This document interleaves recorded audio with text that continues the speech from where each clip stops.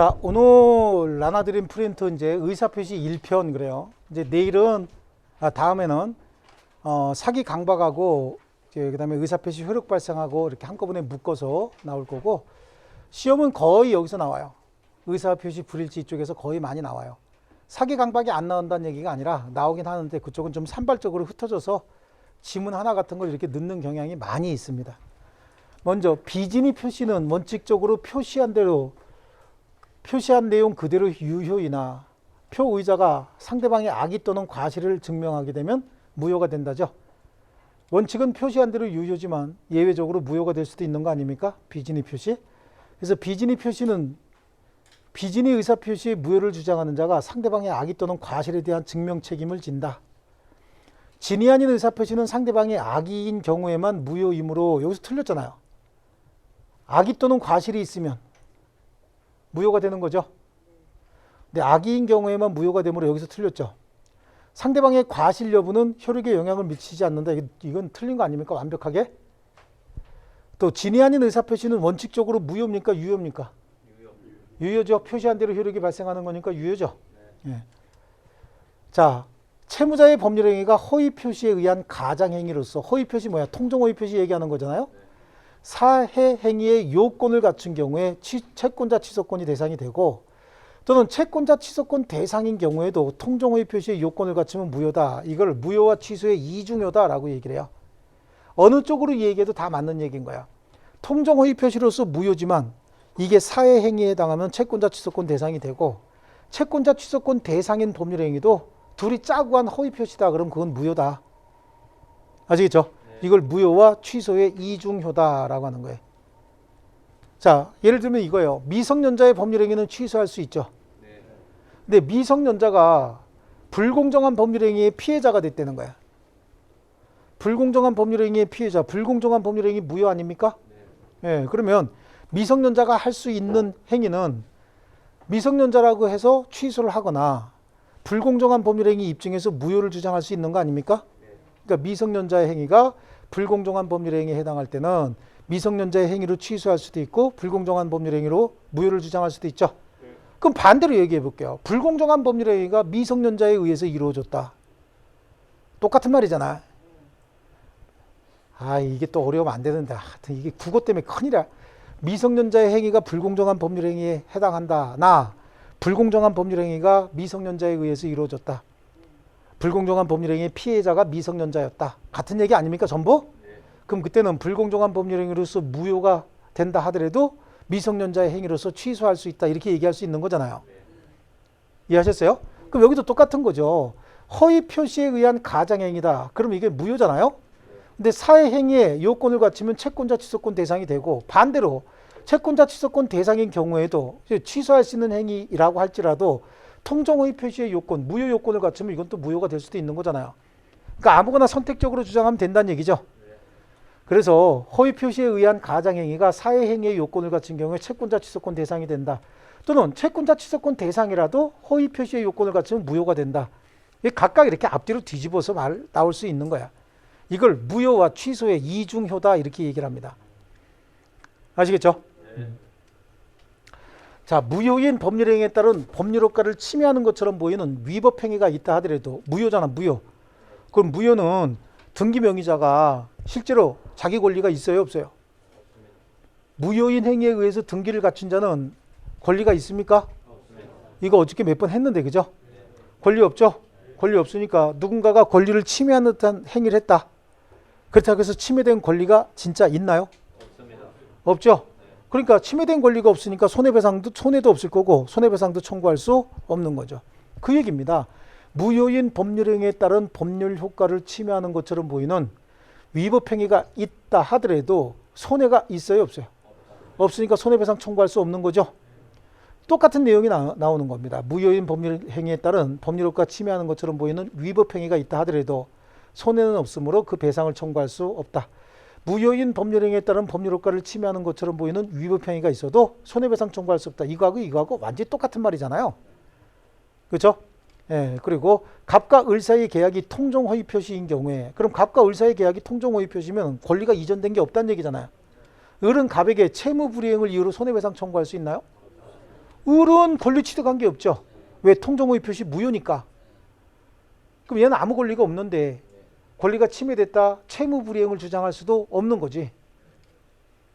그죠? 예, 무효니까 그런 거예요. 그 다음에 제3자를 판단하는 기준은 그래요. 허위 표시로 형성된 법률관계를 기초로 새로운 이해관계 맺은 자를 제3자라고 합니다. 제3자의 선의는 추정이 되고 제3자는 선의면 충분하고 무과실을 요하지 않는다. 즉 선의의 제3자는 과실이 있어도 보호가 된다. 이해하셨습니까? 네. 예, 이 말이 중요한 거고요. 그럼 보세요. 제3자를 따질 때 어떻게 따지라 그랬죠? 먼저 가장행위가 있어야 된다고 얘기했죠. 앞에 행위가 한 10개쯤 있었다는 거야.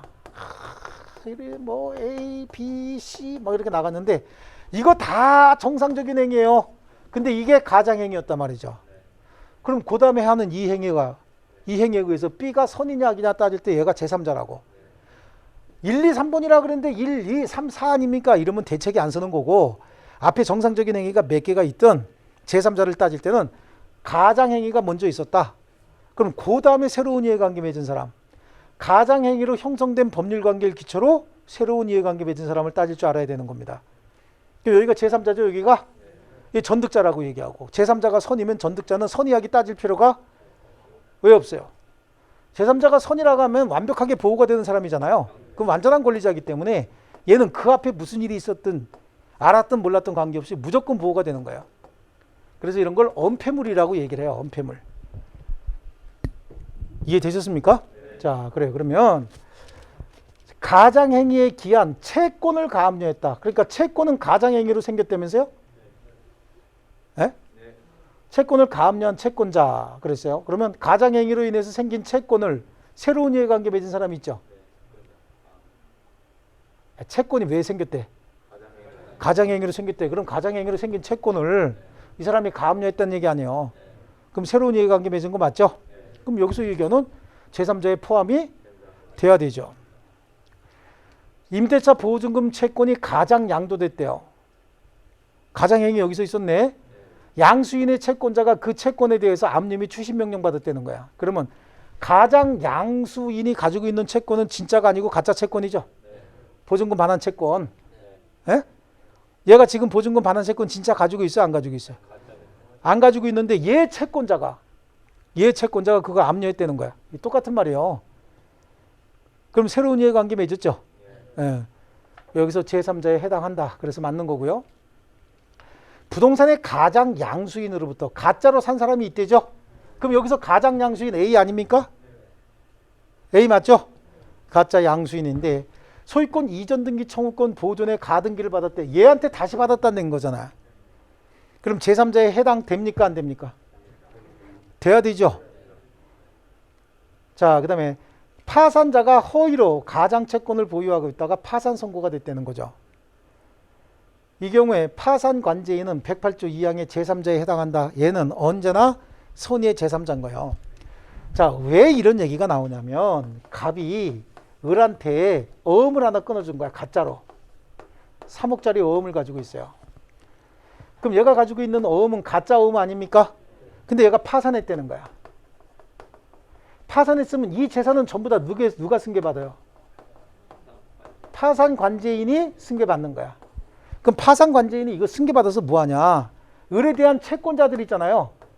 채권자들에게 나눠주는 거야. 일정액 비율로. 이거 승계받아서.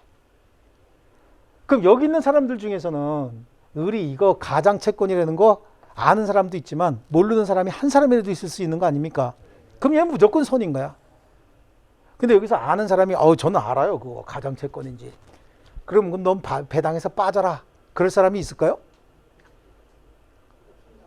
채권자가 10명인데 10명인데 이 중에서 10명 중에서는 이게 채권 3억 원이 가장채권이라는 거 저는 알고 있습니다. 저는 악입니다. 라고 얘기할 사람이 있냐고.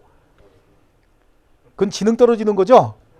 그 얘기는 뭐야? 저는 안 받아도 됩니다. 그 얘기잖아요. 그럴 사람이 아무도 없다고. 아무도 없기 때문에 파산관제인은 언제나 선이다라고 하는 거야. 왜냐하면 이 중에서는 분명히 이게 가장채권이라는 걸 모르는 사람이 한 사람이라도 있을 거 아닙니까? 그럼 걔한테 이거 나눠줘야 되는 거 아니에요, 재산을. 근데 이 중에서 10명 중에서 9명이 안 되는 거야, 저게 가장채권이라는 걸. 그럼 얘네들이 저는 아는 사람이에요. 돈 안 주셔도 됩니다. 그럴 사람이 한 사람이라도 있냐고. 이게 이해가 잘 안 되나 봐. 그냥 넘어가야 돼. 할 수 없어요. 이게 이해가 안 되는 건 절대 내 책임은 아니에요. 예. 지금 이 시간, 이거 설명하는 것도 국어 시간이 아니기 때문에. 그래서 파산 선고되면 파산관제에는 이것저것 따지지 말고, 그러니까 언제나 무조건 선의의 제3자다. 내가 이렇게 말씀드렸죠. 예. 그 다음에 허위 표시의 당사자는 선의의 제3자에게 과실이 있다면, 과실 따져 안 따져요? 의사표시 무효를 그 자에게 주장할 수 있습니까? 선이면 충분하고 과실 유무는 따지지 않는다. 그럼 과실이 있어도, 선의의 제3자는 과실이 있어도 보호된다 그랬잖아요. 그럼 주장 못한다는 얘기지, 그에게는. 이해하셨어요? 자, 통정 허위 표시 무효로서 대항하지 못하는 선의의 제3자에게는 무과실이 요구됩니까? 안 된다 그랬죠? 통정 허위 표시 기초에서 새로운 이해관계 맺은 제3자는 특별한 사정이 없는 한 악의로 추정이 됩니까? 선의죠, 선의. 예. 자, 그 다음에 착오로 인하여 표의자가 경제적 불이익을 입지 않았다면 법률행위 내용의 중요 부분에 착오를 할 수 없다죠. 그래서 착오로 갑의 불이익이 사후에 사정 변경으로 소멸되었다. 갑은 착오를 이유로 취소할 수 있다, 없다? 없다. 그래서 이게 지금 판례하고 서로 부딪혀갖고 살짝 해석에 문제가 있다고 얘기했죠. 그다음에 착오로 인하여 표의자가 경제적 불이익을 입지 않았다면 법률행위 내용의 중요 부분이라 할 수 없다. 갑이 착오에 빠졌지만 경제적 불이익이 없다면 중요 부분에 관한 착오라 할 수 없다. 계속 이게 판례가 나오고 난 다음에 계속 이게 나오는 이유가 학자들이 불만이 있는 거예요, 지금. 자, 그 다음에 부동산 매매 계약에서 시가에 관한 착오는 중요 부분입니까? 아닙니까? 아니라고 그랬죠? 그래서 X토지 시가에 관한 착오는 중요 부분이 아니다 그랬는데 해당한다 틀렸잖아요.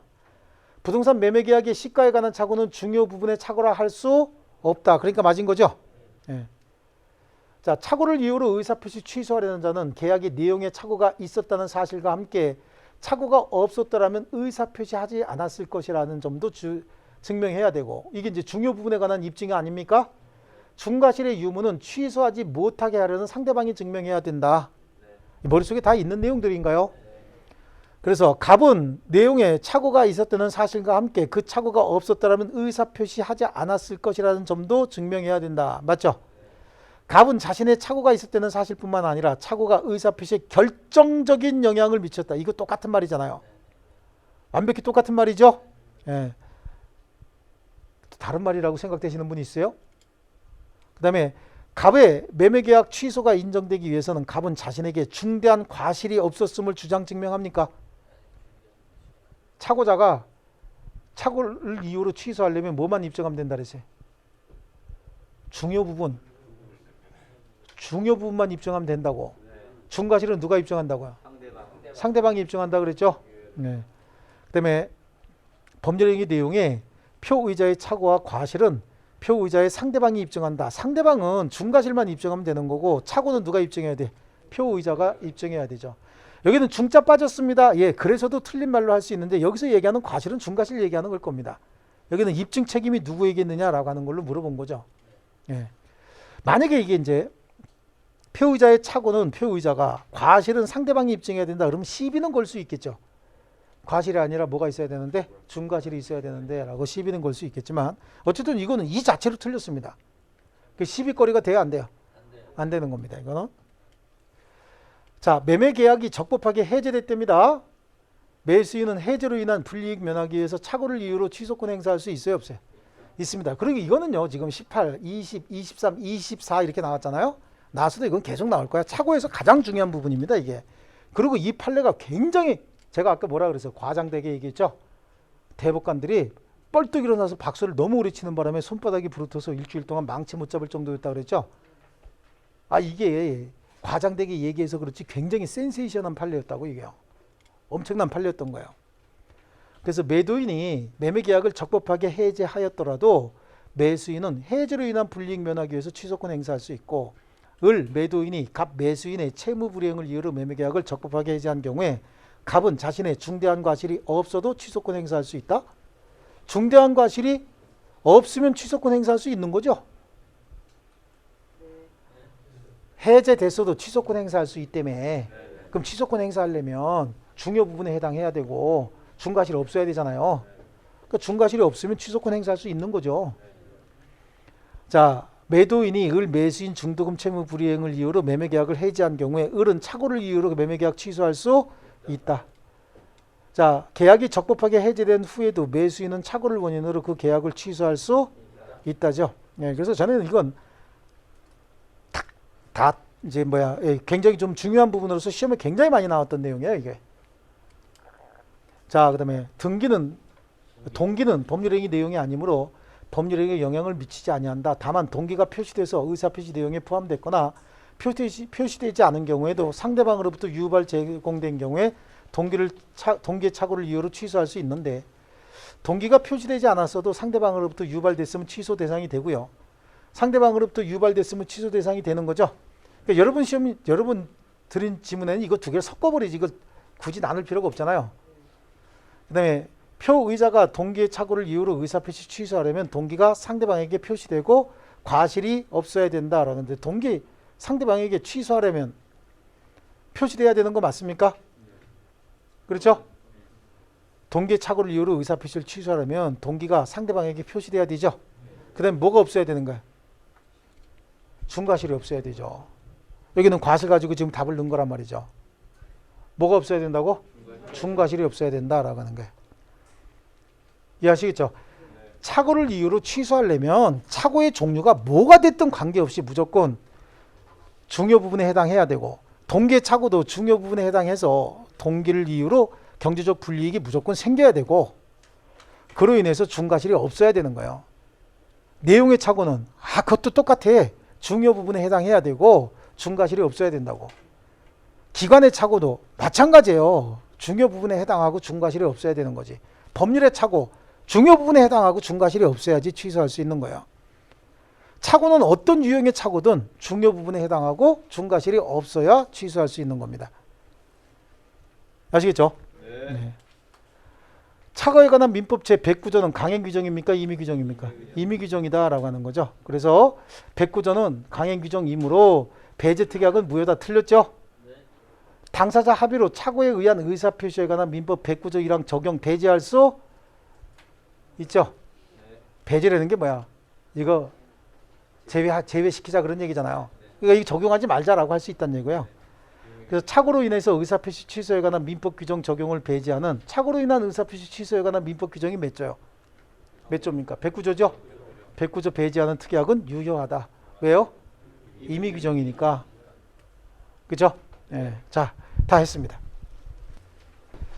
자, 이번에는 사기나 강박에 의한 의사표시 하겠습니다. 사기 또는 강박에 의한 의사표시 110조죠? 110조? 맞습니까? 얘네들을 왜 하자 있다라고 얘기를 하냐면, 의사와 표시는 일치했는데 잘못된 의사결정을 했다죠. 잘못된 의사결정을 해서 그대로 표시했다, 그런 의미가 있는 거예요. 그래서 비정상적인 의사표시입니다.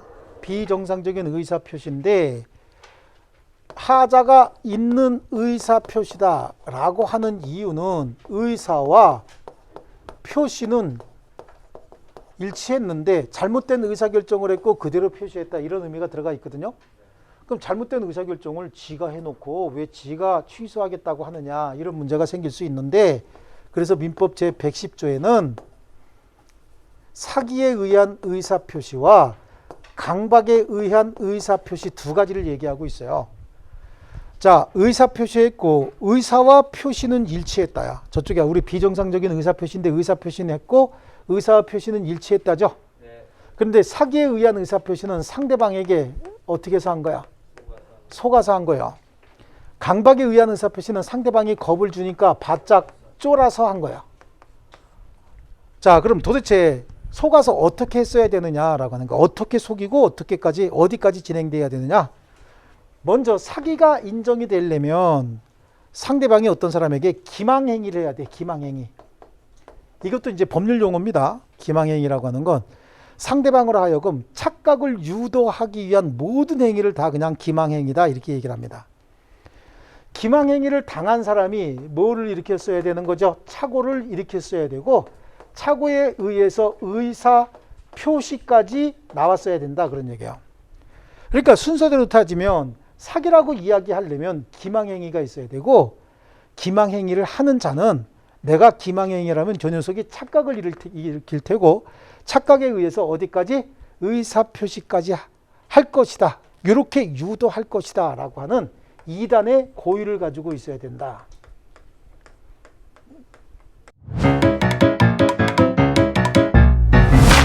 에듀윌 유료 회원만의 남다른 서비스.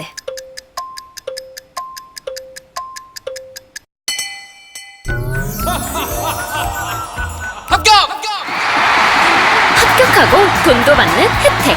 오직 에듀윌 유료 회원에게만. 에듀윌 무료 합격!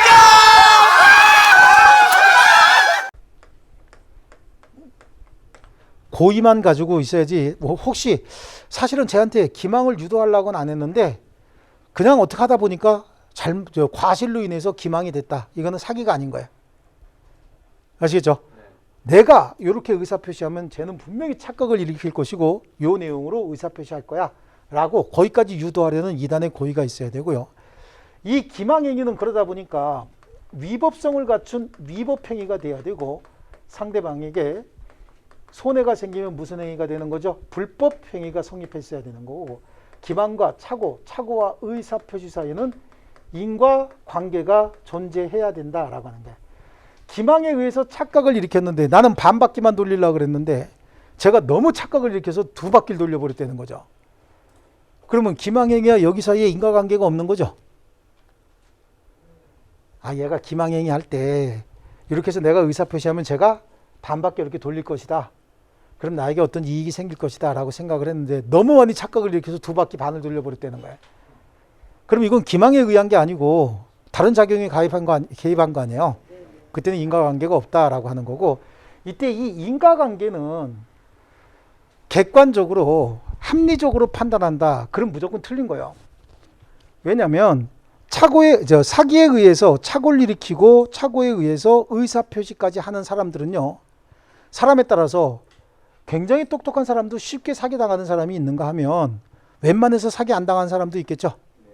이런 경우에는요. 이 인과관계는 개인적이고 주관적인 부분으로 따져야지 일반인을 기준으로 객관적으로 따져서는 안 되는 거예요. 옛날에 저희 어머니 생존에 계실 때 제가 집 앞에서 강의하고 있을 때인데 그 보이스피싱 같은 거 이렇게 나오면 맨날 저 애기 엄마한테 그랬어요. 야, 저거 조심해야 돼. 저거 감쪽같이 속는데. 그래서 우리 어머니가 그냥 나한테 걸리면 혼내줄 거야 그러셨어요. 근데 이제 어느 날 아침에 제가 강의 갔다가 집에서 가깝길래 집에 가서 점심 먹으려고 차 끌고 이렇게 실실 가는데 우리 어머니가 맨날 무릎 아프시다는 분이 막 열심히 어딘가 뛰어가시는 거야. 그래서 옆에 가면서 빵빵 그러고 몇 번 불러도 몰라요. 그래서 횡단보도 있는데 같이 가갖고 어머니 어디 가요? 그랬더니 한참 이렇게 쳐다보더니 너 여기 왜 있냐? 그러더라고요. 그래서 지금 밥 먹으러 가는데 타세요. 그랬더니 타더니 아이고 큰일 날 뻔했다. 그래서 왜요? 그랬더니 집에 전화가 왔는데 그 아드님 아침에 출근하셨죠? 그러니까 네. 그러니까 차 갖고 가셨죠? 그러더라고요. 네. 교통사고 내가지고 지금 구금 중인데 빨리 벌금 안 내면 지금 구속시켜갖고 징역 보낸다 그러더래요. 그러니까 갑자기 어머니 생각에 차 끌고 나가는 거 늘 걱정이잖아. 저거 운전 잘하나. 그죠? 예. 어머니 운전도 못하면서 맨날 걱정이죠. 거기다가 그런 전화가 오니까 그냥 이것저것 다 때려치고 그냥 통장 들고 뛰어나가는 거예요. 자식 구속된다니까. 그럴 수 있어요. 평상시 보통 사람 같은 거 여러분 들으시면서 이거 보이스피싱이네 그러죠. 근데 당사자가 직접 당하면 이게 이렇게 그럴 수 있다고. 그러니까 아니 보통 사람이면 안 당할 걸 왜 당하셨어요? 이럴 수 없다는 얘기예요. 그 사람도 사기 당한 거야. 누구든지. 아시겠죠? 자, 거기다가 그럼 강박은 어떻게 되느냐라고 하는 거야. 강박은 일단은 강압적이고 폭압적인 해악의 고지가 있어야 되는 거예요. 해악의 고지. 이걸 강박행위다 또는 강폭행위다라고 얘기를 합니다. 해악을 주겠다.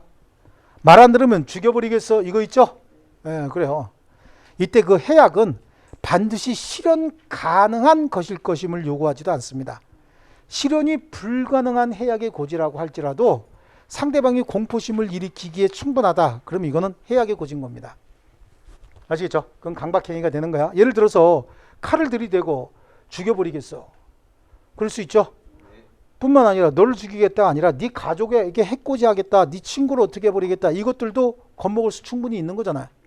근데 해악의 고지 내용이 이걸로 창자를 꺼내서 줄넘기 500번 했다가 다시 꼬매주겠어 그랬대요. 창자로 줄넘기가 가능합니까? 지금 듣긴 재밌어도 그게 골목에서 직접 당했다고 쳐봐요. 이만한 거 시퍼런 거 들이대면서. 그럼 거기에 웃음이 안 나올 거야. 그렇겠죠? 그래, 일반인이 볼 때는 되게 재밌는 얘기지만 그래요. 그래서 해악은 반드시 실현이 가능하지 않아도 된다는 얘기고요. 또 강박에 의해서 뭐가 생겼어야 된다는 얘기죠. 공포심이 생겼어야 되고 공포심에 의해서 의사표시까지 해야 된다라고 하는데, 여기 보니까 일단은 강박이 되려면 강압적이고 폭압적인 해악의 고지가 있어야 되고, 해악을 고지하는 자는 내가 겁을 좀 주면 공포심을 일으킬 것이고 공포심에 의해서 의사표시까지 할 것이다. 거기까지 나는 유도하겠어 라고 하는 2단의 고의가 있어야 되고, 이 강박행위는 위법한 행위로서 불법행위가 되는 것이고, 또 강폭과 공포심, 공포심과 의사표시 사이에는 인과관계가 있어야 되는 거야. 이 강박행위로 인해서 공포심이 생기고 의사표시가 있었어야 된다는 얘기죠. 근데 사람에 따라서는 겁을 쉽게 먹는 사람이 있고 또 겁을 잘 안 먹는 사람이 있죠. 어떤 사람은 높은 데 올려놓으면 막 기절하면서 막 닦아낸 사람이 있는가 하면 높은 데만 가면 뛰고 싶어갖고 이거 언제 뛰어요? 언제 뛰어요? 이런 사람도 있죠. 예, 재밌어가지고 막 죽으려고 하는 사람이 있어요. 어떤 사람은 무서워서 죽고 어떤 사람은 재밌어서 죽죠. 예. 그러니까 사람에 따라 다르기 때문에 이것도 인과관계는 일반인을 기준으로 객관적으로 판단할 것은 아니다. 표의자의 주관적이고 개인적인 내용에 따라서 판단해야 된다 라고 하는 거고요. 그러면 하자 있는 의사표시, 사기나 강박에 의한 의사표시는 유효냐 무효냐라고 하는데, 이거는 취소할 수 있다야. 그럼 앞에 뭐 붙여야 된다 그랬어요? 유효인데 취소할 수 있다. 기본적으로 갑하고 을이 갑에게 사기나 강박 행위를 해서 이에 대해서 의사 표시를 을에게 했다는 거죠. 이 의사 표시는 사기나 강박에 의한 의사 표시 맞죠? 이때 나중에 갑이 아하 내가 당했구나 라고 한다면 이 의사 표시 어떻게 할 수 있다고요? 취소할 수 있다라고 하는 거예요. 왜냐하면 상대방은 갑이 잘못된 의사결정을 했고 그대로 표시했다는 거 알아요? 몰라요? 얘가 잘못된 의사결정을 했고 정신 지금 바짝 차리고 아무 생각 없이 이렇게 이러고 있으면 안 된다니까. 지금 그러고 지금 갔어. 한 70%는. 그렇죠. 이렇게 늑 빠져갖고 머릿속에 지금 일로 들어왔다 이렇게 나가갖고 머릿속에 저장되는 거 하나도 없고 있다고. 지금 다시 갑은 을에게 사기나 강박을 당해서 의사표시했다 그랬잖아요. 그 의사표시 취소할 수 있다 그랬죠. 취소하는데 지금 을은 갑이 사기나 강박에 의해서 잘못된 의사결정을 했고 그대로 표시했다는 걸 압니까 모릅니까? 왜 알아 얘가? 지가 했으니까. 반응이 이렇게 나와야 되는 조그맣게 이렇게 된단 말이에요. 아, 이 말이 어려우면 어떻게 해요? 그렇죠? 예. 이 말이 어려우면 어떻게 해? 자, 그런데 혹시 갑하고 을 사이에서 A가 여기다가 사기나 강박 행위를 해서 그 사기나 강박에 의해서 을이 갑에게 의사표시를 했다는 거예요. 의사표시를 갑에게 했어요. 그럼 을 입장에서 봤을 때는 사기나 강박을 당해서 잘못된 의사결정을 했고 그대로 표시한 거 맞죠? 근데 그 의사표시를 A한테 한 게 아니라 누구한테 했어요 이번에? 갑에게 했잖아요. 그러니까 갑은 이 의사표시가 사기나 강박에 의해서 의사표시에 이루어진 의사표시라고 하는 거 알 수도 있고 모를 수도 있죠. 전혀 모르고 있다는 거야. 근데 어느 날 을이 와갖고 내가 너한테 한 의사표시 있잖아. 그거 내가 사기를 당한 거거든. 그럼 갑이 누구한테 그건 몰라도 돼. 그냥 사기당한 걸로 하고 취소할게. 그럼 갑이 그래라 그래야 됩니까? 말도 안 되는 소리죠. 내가 강박을 당해서 겁을 좀 먹었거든. 이건 말이 안 되는 소리야. 그러니까 이 의사표시를 취소하려면 상대방이 이 사기 강박 사실을 알았거나 알 수 있었을 때 그때 취소할 수 있는 겁니다. 알았거나 알 수 있었다는 얘기는 이거하고 똑같다는 얘기 아닙니까? 그렇죠? 예, 그래서 갑이 아예 몰랐다는 거야. 제3자의 사기 강박을 상대방이 전혀 모르고 있었다. 그렇다고 한다면 취소 안 되는 거죠. 근데 제3자 사기 강박을 상대방이 알았거나 알 수 있었다. 그렇다고 한다면 이 의사표시는 잘못된 의사결정에 의한 표시였다는 걸 얘가 알았다는 얘기잖아요. 그럼 그때는 취소할 수 있다는 얘기예요. 그런데 그럼 지나가던 A가 왜 갑하고 을 사이에 끼어들어서 을에게 사기를 치거나 강박을 했을까요? 둘 중에 하나지. 얘하고 굉장히 친밀한 관계에 있든지 아니면 세상 모든 일을 참견하고 싶은 똠방이든지 둘 중에 하나겠죠. 예, 그래요. 근데 대체적으로 아는 사람이니까 그럴 겁니다. 그죠? 아는 사람이니까 여기 편들어 주겠다고 사기 강박하는 거거든. 대체적으로. 그 친밀도가 어느 정도냐 이걸 따져야 되는 거야. 아니 지나가는데 갑하고 을이 이렇게 있는데 딱 보니까 갑은 잘생기고 을은 못생겼어. 아유 못생긴 건 다 죽여야 돼. 그러고 겁을 줬을까요? 그럼 이건 병원 보내야지. 그죠? 그러니까 아마 둘 사이가 굉장히 친밀한 관계일 텐데 어느 정도 친밀하냐라고 하는데 우리 판례는 둘 사이를 서로 동일시할 수 있는 관계냐. 이 동일시할 수 있는 관계일 수도 있고 동일시할 수 없는 관계일 수도 있죠. 동일시할 수 있는 관계 전에 맨날 나오면 부부야 부부. 그래요. 그 부인은 가서 상대방 두들겨 패고 남편은 계약서 갖고 왔고 도장 받아가고 집안 되게 멋있죠. 그죠? 근데 이제 이렇게 하다 보니까 집안이 완전히 한국의 모든 가정이 무슨 파우더 패밀리가 되는 것 같은 거야. 그러니까 이제 요즘엔 부부를 잘 안 내고 동일시할 수 있는 사람 그럼 누가 나오냐면 대리인이 나온다고. 상대방의 대리인. 그럼 대리인은 갑을 위해서 의사표시하는 자 아닙니까? 얘가 사기쳤다는 얘기는 무조건 누가 사기친 거야? 갑이 사기친 거예요. 그럼 친한 사이이긴 한데 동일시할 수 없는 관계. 그럼 이건 뭐야? 피용자 나와. 피용자. 피용자가 누구야? 근로자들. 사장님이 어려우니까 피용자가 가서 너희 그러고 겁준 거야. 우리 사장님이 왜 괴롭혀 이러면서요. 그렇죠? 그래서 겁을 좀 줘서 성공하면 또 한 자리 하는 거 아닙니까? 예, 그걸 위해서 이제 겁을 주고 막 그랬던 거죠. 얘는 동일시할 수 있는 자가 아닌 거야. 그러다 보니까 피용자가 사기 강박했으면 알았거나 알 수 있었는지 여부에 따라서 달라지지만 대리인이 사기 강박했으면 무조건 갑이 직접 한 거죠. 이때 갑은 아니 대리인이 사기 강박하는 거 저는 몰랐는데요. 그랬어도 무조건 갑이 한 겁니다. 동일시할 수 있는 자예요. 전에는 맨날 부부로 나왔어. 부인은 가서 야구방맹이로 패고 남편은 그 다음날 가서 우리 마누라 만났지? 그리고 도장 받아오고. 이런 거는 집안이 좀 너무 재밌지 않습니까? 그래서 요즘엔 잘 내지 않는다. 아시겠죠? 자, 이렇게 해서 취소할 수 있는데 다만 이런 경우 있어요. 이 사기 강박에 의한 의사표시에 이 강박의 정도가 너무 심해서 의사결정의 자유를 완전히 배제할 정도까지 강박행위가 있었다는 거예요. 그러니까 여기는 의사결정을 했고 잘못된 의사결정을 했고 표시까지 했어야 되는데 의사결정은 못하고 상대방이 정해놓은 대로 정해놓은 의사대로 읽기만 했다는 거야. 그럼 의사결정의 자유가 완전히 배제됐다는 얘기는 그런 정도인 거죠. 그러니까 예를 들면요. 어디 이렇게 납치되면은 마스크 쓴 애들이 옆에서 막 칼 이만한 거 들이대고 써준 거 읽잖아요. 막 읽으면 자기 조국도 배신하는 얘기를 막 하고 욕도 막 하고 그러죠. 그거 왜 그래? 써준 대로 읽는 거야. 이게 살기 위한 몸부림이죠. 이 경우는 무조건 무효입니다. 아시겠죠? 이런 건 무조건 무효지. 이거는 뭐냐면 시나리오 작가가 써준 대로 영화 배우나 연극 배우가 대사하는 거하고 똑같은 거야. 상대방이 써준 대로. 그건 자기 직업상 그러지만 여기는 안 하면 죽인다는데 강박의 정도가 너무 심해서 의사결정의 자유가 완전히 배제될 정도였다. 그럼 의사결정을 했다는 거야? 안 했다는 거야? 의사결정 없이 상대방이 정해준 대로 읽기만 했다는 얘기잖아요. 이거는 무효가 된다는 얘기예요. 아시겠죠? 또 판례도 있어요. 여기 판례 몇 개 있는데 얼른 책으로 보자고요. 자, 그래서 사기나 강박에 의한 의사표시는 취소할 수 있다. 그 취소할 수 있다 앞에다가 뭘 해야 되는 거야? 갈매기 치고 유효인데 취소할 수 있다. 항상 나올 때마다 그렇게 하세요. 예. 그러니까 사기야, 사기. 사기의 요건에 뭐가 있어야 된다? 기망행위가 있어야 된다라고 하는 거야. 기망행위. 기망행위는 동그라미 2번으로 갑니다. 양쪽 가로 1번 줄 치시고요. 동그라미 2번. 어떤 사실에 대한 명시, 묵시적인 주장뿐만 아니라 소극적으로 어떤 진실을 숨기는 것도 기망행위다. 그래서 단순한 침묵이나 단순한 의견 진술도 기망행위가 될 수 있다라고 하는 거죠. 그러니까 고지할 사항을 고지하지 않았다. 그럼 그것도 기망이 되는 거예요. 그럼 우리 앞에서 배웠던 거 가지고 한번 보시자고요.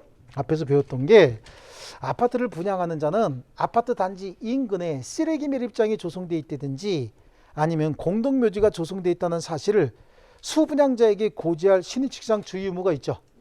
이걸 고지하지 않았다. 그러면 신의 측을 주장해서 무효가 될 수도 있고 고지 의무 위반을 이유로 해서 여기 뭐죠? 사기가 성립될 수도 있는 거야. 사기를 이유로 취소할 수도 있는 겁니다. 뭐든지 편한 거 주장해서 입증하면 되는 겁니다. 아시겠죠? 그래서 단순한 침묵도 기망이 될 수가 있다라고 하는데요. 자, 거기 뭐 예를 들면 3번은 이제 뭐 그냥 참고적으로 보시고 4번에 있는 내용. 4번에 있는 내용은 또 다 줄치셔야 됩니다. 교환 계약에 있어서 당사자 일방이 알고 있는 정보를 상대방에게 사실대로 고지해야 될 신의칙상 주의 의무가 있다고 볼 만한 특별한 사정이 없는 한 일방 당사자가 교환 계약이요. 일방 당사자가 자기가 소유하는 목적물의 시가를 묵비하여 상대방에게 고지하지 않거나 혹은 허위로 시가보다 높은 가액을 시가라고 고지했다.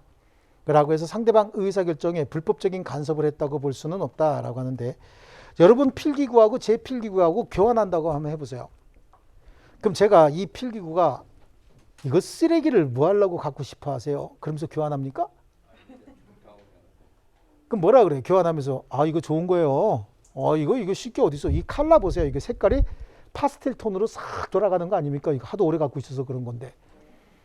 그 보니까 이야 그러네 거뭇거뭇한 색깔도 있고 이거 좋은 건가 보다라고 착각했으면 자기 스스로가 착각을 한 거죠. 항상 교환계약 체결할 땐 내 물건 좋다고 얘기해야 교환이 되지 이거 쓰레기를 왜 가지려고 그러십니까? 그럼 그건 교환 안 되는 거야. 그러니까 교환계약을 체결할 때 제가 제 물건 암만 좋다고 얘기해도 여러분이 보고서 이게 진짜 좋은지 안 좋은지는 스스로 판단해야지 내 말만 듣고 신이 형이 쟤는 믿을 만한 애야. 그러니까 제가 좋다면 좋은 거야. 그거 굉장히 쪼다짓입니다. 아시겠죠? 민법은 쪼다 보호한다 그랬어요? 안 한다 그랬어요?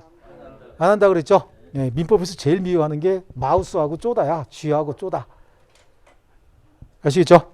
예.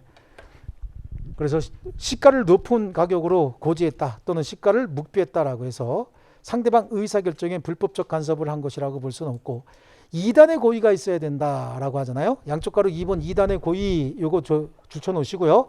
동그라미 2번 바로 갑니다. 고의가 아닌 과실만으로는 사기가 성립하지 않는다. 아시겠죠? 자, 그러면 2단의 고의를 가지고 사기를 쳤다 라고 하면 이거 2단의 고의를 가지고 사기가 있었습니다 라고 하는 건 누가 입증할까? 사기 친 놈이 입증을 할까? 취소하려는 상대방이 입증을 할까?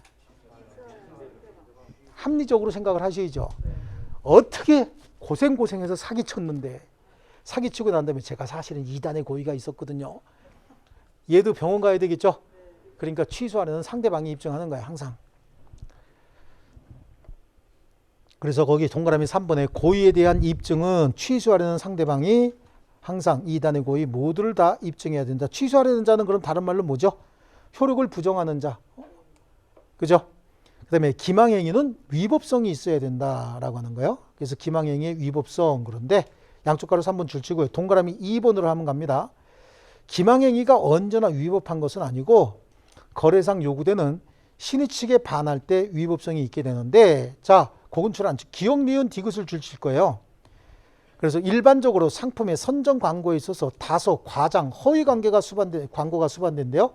그것은 일반 상거래 관행상 신의 측에 비춰 허용될 수 있는 범위 내에서는 위법성이 없다. 기억, 니은, 디귿 다 중요합니다. 예를 들어서요. TV에 나오는 상품 광고들 다 과장 광고 들어가 있어요? 안 들어가 있어요? 들어가 있죠. 근데 그거 보고 진짜 와 그러고 사는 사람이 있나요? 있어요? 진짜라고 믿고? 여성들 화장품이잖아. 화장품 광고 나오는 그분들 원래 이뻐? 그거 발라서 이뻐? 그거 발라서 이쁘다고? 거기 있는 사람들 그거 안 발랐을 가능성이 훨씬 높아요. 딴 거 발랐을 가능성이 훨씬 높다고. 근데 그거 바르고 나니까 갑자기 빛이 그냥 확 트이고 그러죠? 그러니까 여성분들 누구한테 물어봐도 나도 저거 바르면 쟤하고 똑같이 될 거야 라고 생각하고 사는 사람 아무도 없어요. 아니요?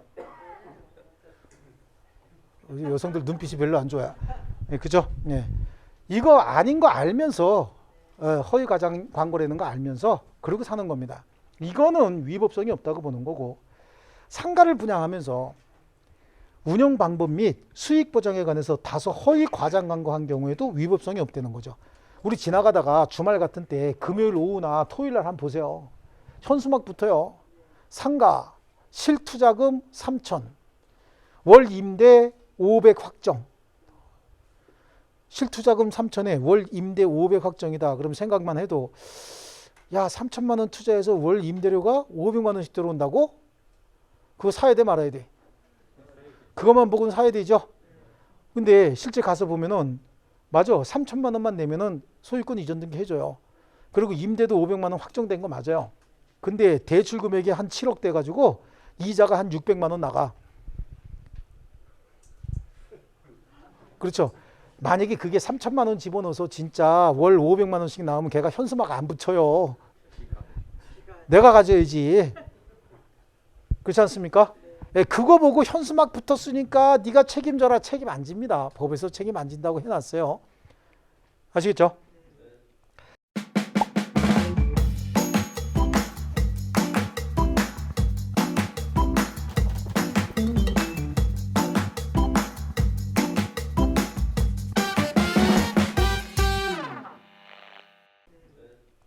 그 다음에 연립주택을 분양하면서 평형의 수치를 다소 과장한 광고는 위법한 기망행위에 해당하지 않는다라고 하는데 이것도 지금 되게 웃기는 판례가 지금 하나 나온 건데요.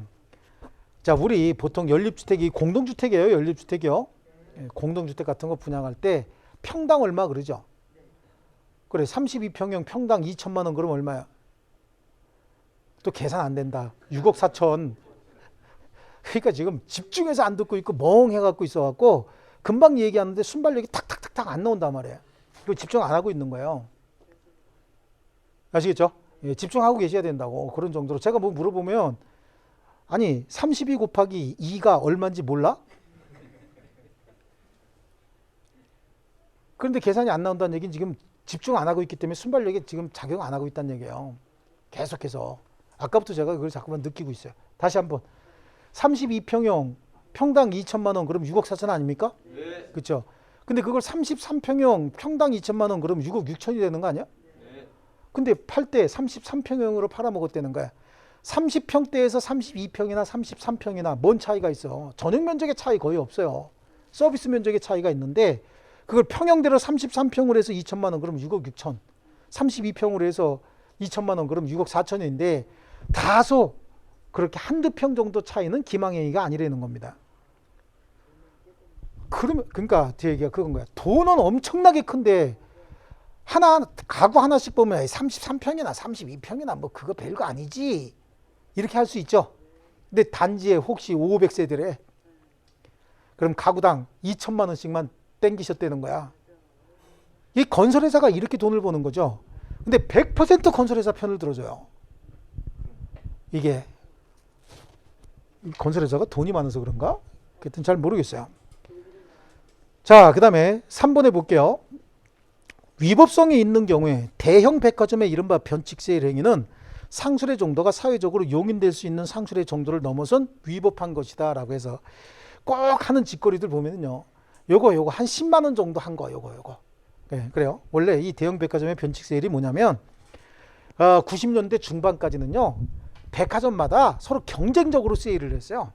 그래서 A 백화점에서 한동안 세일하게 되면 그 다음 달에는 B 백화점에서 하고 그 다음 달에는 C 백화점에서 하면은 그 다음 분기엔 또 A 백화점에서 서로 돌아가면서 막 경쟁적으로 세일을 합니다. 세일 무지무지하게 많이 했습니다. 그때 당시에. 근데 얘네들이 세일하면서 어떤 짓을 하냐면 10만 원짜리 물건을 팔다가 세일 기간이 오면은 태그만 갈아 끼는 거야. 21만 원으로. 그리고 50% 세일 이렇게 되는 겁니다. 그럼 실제로 얼마에 파는 거예요?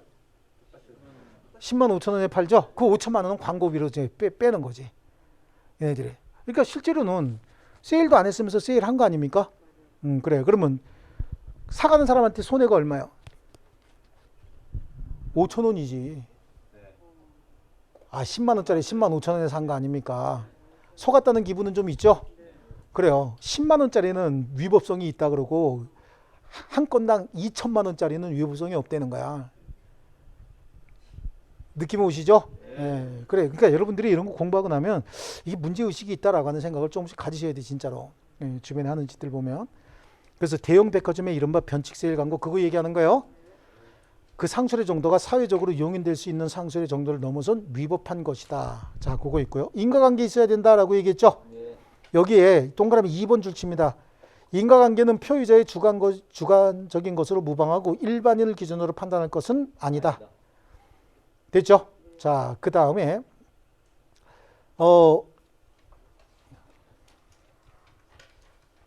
밑에 있는 판례는 2번, 3번 판례는 앞에서 본 거고요. 4번 판례도 금방 설명한 거죠. 연립주택 분양 평형지수 조금 넓힌 거고요. 네, 그 다음에 1번 판례는 임대차 끝나고 난 다음에 할 겁니다. 그것도 중요한 판례긴 한데 지금은 안 할 거고 임대차 끝나고 나면 할 거예요. 자, 그 다음에 강박에 의한 의사표시 나오는 거죠. 강박은 해약을 고지했어야 되죠. 해약을 고지해야 됩니다. 그래서 강박의 요건에 해약의 고지 보시는데 해약의 고지는 상대방에게 공포심을 유발하기 위한 행위인데 동그라미 2번 줄칩니다. 해약의 종류나 강박행위엔 제한이 없다. 그래서 그 해약의 고지는요. 동그라미 디귿에 있는 살상과 같은 유체적 해약, 부정행위 고발, 비밀 폭로와 같은 사회적 해약도 강박이 될 수가 있고 또 리을을 봅니다. 해약 또는 강박의 내용이 객관적으로 실현될 수 있어야 되는 것도 아니다. 그럼 누구에 대한 해약이냐? 친구도 근친자든 뭐 다 관계없습니다. 다음 페이지 보면 강박의 정도 있죠? 강박의 정도에 디귿에 니은에 줄칩니다. 강박의 정도가 단순한 해약의 고지로 공포심을 느끼게 하는 정도가 아니고 의사표시자로 하여금 의사결정할 수 있는 여지를 완전히 박탈한 상태에서 의사표시가 이루어지면 그 의사표시는 뭐가 된다고? 무효가 된다. 그렇죠? 그리고 구체적으로 해약을 고지했어야 된다라고 하는 거죠. 구체적으로 야 이거 안 하면 죽여버릴 거야. 이거 있죠?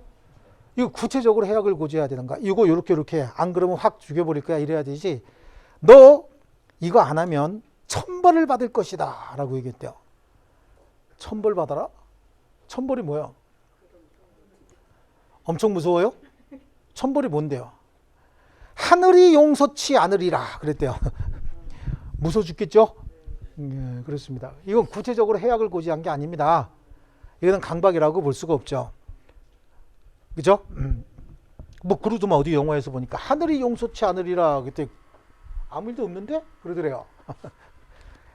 자, 좋습니다. 이런 건 구체적으로 해약을 고지한 게 아니에요. 그래서 거기 니은에 어떤 해약을 고지한 것이 아니라 단지 각서에 서명 날인할 것을 강력히 요구한 것만으로는 강박행위가 되지 않는다. 그죠? 그래, 거기 니은 고 줄쳐 놓으시고요. 그 다음에 거기 밑에 있는 6번은 줄칠 건 없어요. 이미 발생한 공포심을 이용하는 것도 해약의 고지가 될 수 있다. 이런 건데 뭐냐? 물에 빠진 사람이 있다는 거예요. 안 읽으셔도 된다는 건 굉장히 집중해서 읽어요. 설명 들으면 되는데. 자, 물에 빠진 사람이 있어요. 그 물에 빠진 사람이 지금 나뭇가지 하나 겨우 잡고 살려주세요, 살려주세요 라고 그러고 있는데 그분한테 잠깐만 기다리세요. 그래서 구명보트를 딱 들고 던지려고 하면서 근데 한 2억 있으신가? 2억? 그럼 밑에 있는 사람은 어떻게 해야 돼요? 아, 나 들어갈래요? 물속에. 그래야 됩니까? 20억 드릴게요. 그래야 되죠? 저쪽에 있는 분이 뭐라는 거야? 저는 20억 있어요? 그럴 거 아니냐고. 그럼 글로 막 가져간다고. 그럼 여기 계신 분은 저는 30억이요, 30억 이렇게 해야 될 거 아닙니까? 예. 그래서 이미 발생한 공포심을 이용하는 것도 해약의 고지가 될 수 있다. 읽을 일이요, 그게? 아니죠? 그러니까 설명드려야 되는 건 설명 들으시면 되는 거야. 그 다음에 강박자에 2단의 고의가 있어야 된다라고 하는 거고 강박행위는 위법행위해야 된다라고 하는 겁니다. 그래서요. 양쪽 가로 3번에 강박행위의 위법성 그거 줄치시고요. 모든 강박행위가 위법하다고 볼 수는 없습니다. 그래서 동그라미 2번에 그거 줄칩니다. 해약의 고지로서 부정행위에 대한 고소고발은 일반적으로 정당한 권리행사가 돼서 비록 표의자에게 공포심을 일으켰다라고 하더라도 위법하다고 볼 수는 없다. 아시겠죠? 그러면 강박행위가 해약을 고지하는 행위가 위법하다고 하기 위해서는 뭐가 필요하냐? 거기 거래관념에 비추어 해약의 고지로서 추구하는 이익이 정당하지 않거나 그래서 거기 이익이 정당하지 않다라고 할 때 이익이 정당하지 아니하거나 라고 하는 거 줄쳐놓고요. 그 다음에 해약의 고지 수단으로서 상대방에게 고지하는 해약의 내용이 법질서에 위반됐다든지 그 내용이 법질서에 위반했다. 또 해약의 고지가 거래관념상 그 고지로서 추구하는 이익 달성을 위한 수단으로서 부적당한 경우 수단 동그라미 쳐놓고요. 수단으로서 부적당한 경우. 그래서 뭘 동그라미 치냐면 해약의 고지가 강박행위로서 위법하다고 하기 위해서는 기억에 이익이 정당하지 아니하거나 그랬죠. 네. 2에 동그라미 칩니다. 2. 그 다음에 해악의 내용이 법질서에 위반된다든지 네 동그라미 칩니다. 네. 그 다음에 수단이 부족당한 경우 할 때 수 동그라미 치면 되죠. 그래서 해악의 고지가 위법성을 갖고 있다라고 하려면 이익, 내용, 수단. 이익, 내용, 수단이 정당치 않아야 된다. 앞글자 가지고 이내수죠. 네. 이내수. 그래요. 그 이회수 씨 동생 이내수. 그것도 어떤 분이 진짜냐고 물어보는데 그건 잘 몰라요. 그냥 이내수 그래요. 그러니까 예를 들어서 부정행위에 대한 고소고발이 있죠. 부정행위에 대한 고소고발은 위법한 강박행위라고, 위법성 있는 강박행위라고 할 수 없어요. 부정행위에 대해서는 고소고발해야 될 거 아닙니까? 예를 들어서 차를 타고 가는데 누군가가 차를 뒤에 와서 꽝 하고 받았어요. 내려서 보니까 애가 술이 만취 상태인 거야. 그럼 어떻게 해야 되는 거야? 너는 경찰에 고발해서 다시는 운전대 못 잡게 해야 돼. 너 같은 녀석은. 이라고 했다는 거야. 이게 부정행위에 대한 고소고발이죠. 음주운전자는 얼마나 겁나겠어. 이제 경찰 오면은 자기 끌려가고, 그죠? 이게 또 술 취한 상태에서 공포심이 더하거든요. 그 겁을 잔뜩 먹었다고. 이게 위법한 강박행위입니까? 이건 위법성이 없는 거죠. 여기서 끝냈어야 되는데 내 입을 막으려면 어떻게 해야 될까? 라고 한마디 했다는 거죠. 뭔 얘기인지 잘 느낌이 안 오죠? 그랬더니 그분이 마스크 2개 드릴까요? 그랬대요. 그건 입 막는 게 아니죠. 그러니까 추구하는 이익에 부정행위에 대한 고소고발이라도 그 고소고발의 목적이 부정한 이익 취득을 목적으로 한다든지, 그렇죠?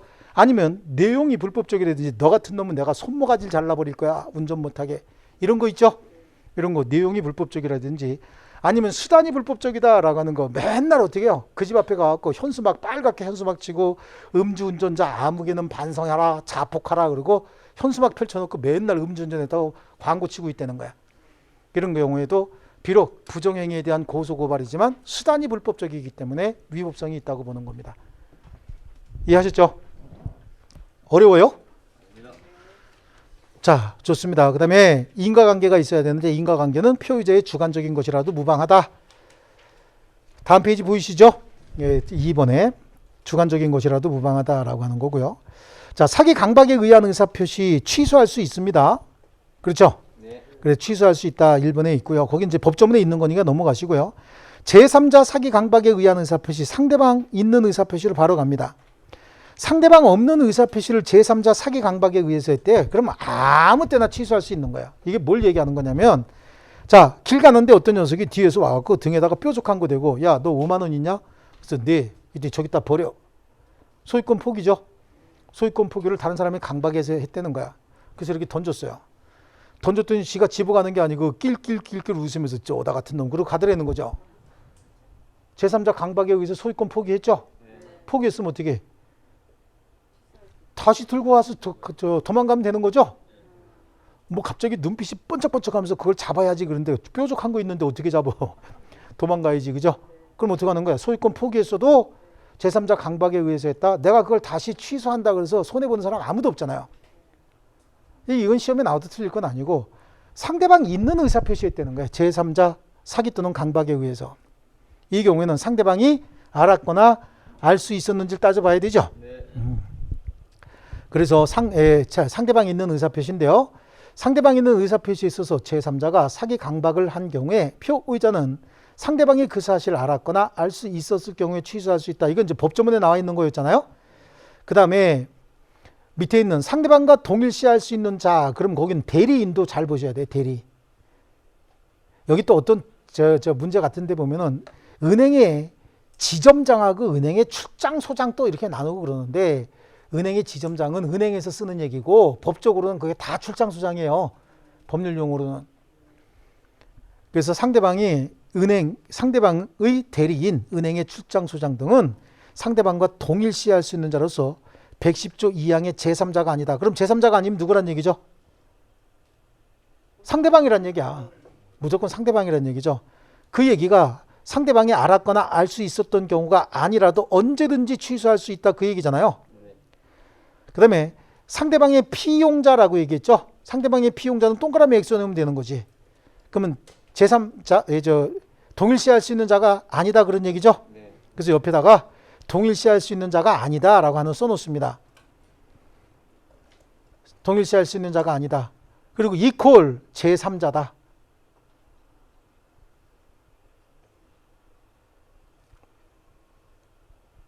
그래서 그 밑에 나옵니다. 피용자이거나 사용자 책임을 져야 할 관계에 있는 자는 동일시할 수 있는 자가 아니므로 피용자의 사기 강박은 제3자의 사기 강박이므로 상대방이 그 사실을 알았거나 알 수 있었을 경우에 취소할 수 있다. 되셨나요? 자, 그 다음에 110조의 적용범위 그래요. 적용범위 뭐 단체적 거래 행위, 정형적 거래 행위 적용하지 않을 거고 신분행위에 적용하지 않을 거고 공법상의 행위에도 적용하지 않겠죠. 네. 예. 자, 그 다음에 취소의 효과, 법률행위 취소하게 되면 소급해서 무효가 되고 제3자에 대한 효과, 선의의 제3자에게 대항하지 못한다죠. 제3자 선의면 충분하고 무과실까지 요구되지는 않는다. 이해되셨습니까? 네. 그래요. 관련 체계, 관련 문제야. 관련 문제. 담보 책임과 사기는 선택적으로 경합한다. 그냥 그거 줄 주시면 되는 거지. 우리 앞에서 차고도 담보 책임과 차고는 어떻게 한다 그랬어요? 선택적으로 경합한다 그랬죠? 네. 담보 책임과 사기도 선택적으로 경합하는 이유가 사기에 의한 의사표시나 강박에 의한 의사표시를 취소할 수 있다고 한 이유는 차고하고 달라요. 차고는 경제적 불이익 때문에 취소한다고 했잖아요. 근데 사기나 강박은 자유롭게 의사결정했어요? 못했어요? 못했지? 사기나 강박을 당해서 자유로운 의사결정을 못했잖아요. 우리 의사결정에 자유가 있거든. 근데 그 자유로운 의사결정 권리를 침해당했기 때문에 취소할 수 있는 행위를 한 거예요. 아시겠죠? 그런 것이지 경제적 불이익 같은 거 따지지 않습니다. 그러니까 담보 책임이 성립해도 자유롭게 의사결정하지 못했으니까 사기나 강박을 이유로 취소할 수 있다는 겁니다. 그래서 선택적으로 경합한다 줄쳐놓으시면 되는 거고, 사기와 차고도 선택적으로 경합한다 돼 있죠. 이건 이제 차고에서 잠깐 본 건데 사기에 의한 의사표시도 취소할 수 있고 차고에 의한 의사표시도 취소할 수 있지 않습니까? 네. 여기 보니까 사기 같은 경우에 뭐가 들어가 있어요? 차고가 들어가 있잖아요. 차고가 들어가 있는데 혹시 이 차고가 경제적 불이익이 크게 생겼던 내용의 중요 부분에 해당한다. 그러면 사기도 성립할 수 있고 차고도 성립할 수 있는 거 아닙니까? 그때는 차고를 이유로 취소를 하든 사기를 이유로 취소하든 취소할 수 있다는 얘기입니다. 선택적으로. 이해하셨어요? 네. 자, 그 다음에 취소에 따른 불법행위 책임과 부당이득 반환도 선택적으로 경합한다 이렇게 돼 있잖아요. 자, 그래서 사기나 강박에 의한 의사표시는 여기 보니까 이 행위 자체가 위법행위로서 불법행위를 구성한다 그랬잖아요. 그럼 사기에 의한 의사표시를 취소하게 되면 부당이득 반환의 문제가 발생을 해요. 사기를 당해서 내가 쟤한테 생긴 손실이 10억이고 제가 얻은 이익이 10억인 거야. 그럼 사기를 이유로 취소했으면 부당이득 반환 청구 10억 해야 되죠. 근데 이 사기나 강박은 불법행위를 구성한단 말이죠. 그럼 불법행위를 이유로 손해배상을 청구해도 가능하다고. 그럼 저한테 생긴 손해가 10억인데 부당이득 반환 청구할 때 얼마 청구해? 10억. 그럼 불법행위로 저한테 생긴 손해가 10억이라 그랬죠? 그럼 불법행위를 이유로 손해배상도 얼마 청구합니까? 10억을 청구하는 거죠. 그럼 부당이득 반환 10억 청구하고 불법행위로 손해배상 10억 또 청구합니까? 하나만 청구해야 되죠? 하나 청구해서 만족을 받으면 나머지는 청구할 필요가 없지. 아, 사기 당했더니 그래서 10억 손해가 생기니까 20억 생기더라. 그럼 우리 사기 당하고 다녀야 되죠? 그렇지 않습니까? 그러니까 선택적으로 둘 중에 하나만 청구할 수 있다 그런 얘기입니다. 이해하셨습니까? 그래서 동그라미 2번. 그는 그 문장 자체가 좀 잘 나옵니다. 취소로 인한 부당이득 반환 청구권과 불법행위로 인한 손해배상 청구권은 병존적으로 경합하는 것이다. 표의자는 어느 것이라도 선택해서 행사할 수는 있지만 중첩적으로 행사할 수는 없다. 이해하셨나요? 네. 예. 자, 그 다음에 사기에 의한 계약의 취소와 불법행위로 인한 손해배상 청구인데, 자, 사기에 의한 의사표시는 불법행위를 구성한다 그랬잖아요. 당연히 불법행위가 형성되면은 얘한테 불법행위를 이유로 손해배상을 청구하거나 부당이득 반환 청구를 선택적으로 행사할 수 있다 그랬잖아요. 그런데 여기 보세요. 제3자가 사기나 강박 행위를 했다는 거야. 그럼 불법행위를 한 놈은 누구야? A죠, A. A야. 불법행위 얘가 했잖아요. 근데 의사표시는 여기다 했죠? 그럼 부당이득은 누가 가지고 있어요? 갑이 가지고 있고. 불법행위는 얘가 불법행위 한 거 아닙니까? 그러니까 부당이득 반환 청구를 여기다가 할 건지 불법행위를 이유로 손해배상을 여기다가 청구할 건지 고민이 될 수 있잖아요. 그런데 이런 경우에는 요건도 이건 불법행위 요건은 750조고 여기는 사기에 의한 의사표시 취소는 110조 아닙니까? 상대방도 다르고 적용 법규도 완전히 다르죠. 그래. 그러면 이런 고민할 수 있어요.